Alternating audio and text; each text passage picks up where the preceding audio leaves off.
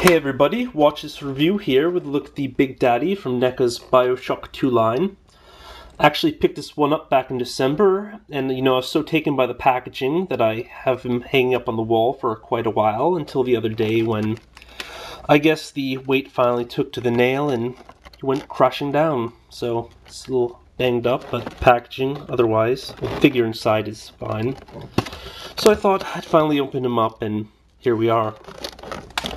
Now, this says coming 2010, obviously these are out. I did pick up the Big Sister, Little Sister pack, and I was going to pick up the Big Daddy pack, but of the three there, all three had some stupid paint error, and I didn't bother. But yeah, let's get this open and have a look. Although this one is from the BioShock 2 line, this is basically the same type of Big Daddy you would face in the first game, I believe. So,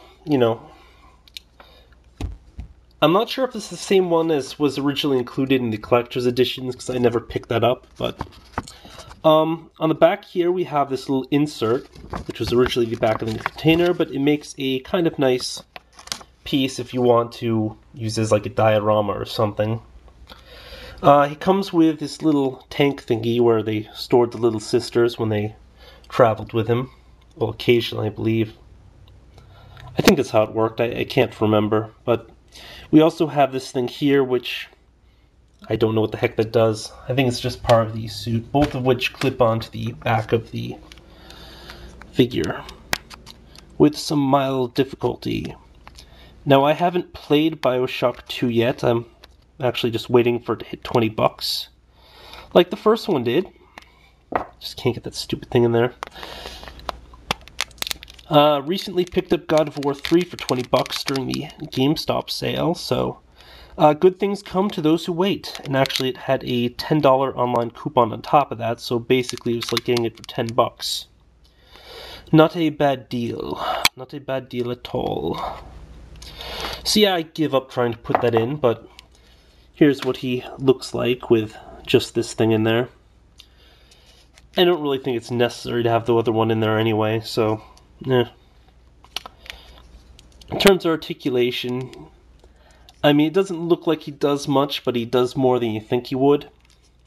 We have a rotating wrist. It'd be nice if they included like a mine or a bomb or something to put in there, but whatever. But we also have a kind of a ball and peg elbow here, with a full rotation, goes in a little bit. A normal shoulder joint, but it doesn't have much motion because of the sculpt. The headpiece obviously doesn't do anything. No waist articulation because there's no real point for it. And, just a swivel here at the leg or hip.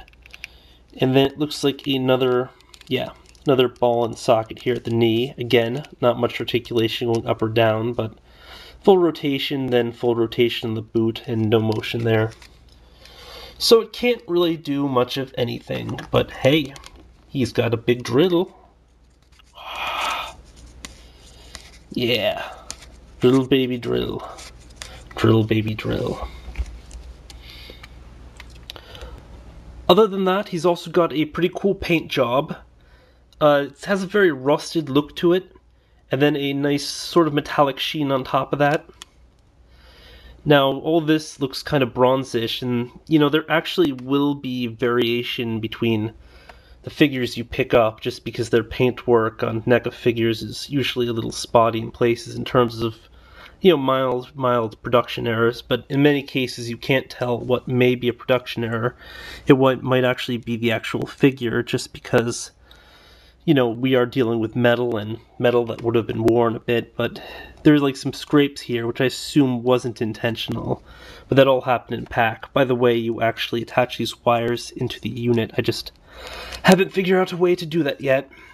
Over here, we have a semi-firm, it's more of a soft rubbery plastic, but you can't remove the mesh or move it around or anything.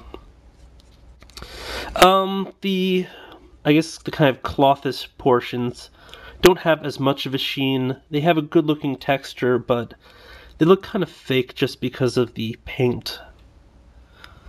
The gloves look kind of natural though, so it's no biggie, and Yeah, I guess my biggest complaint might be the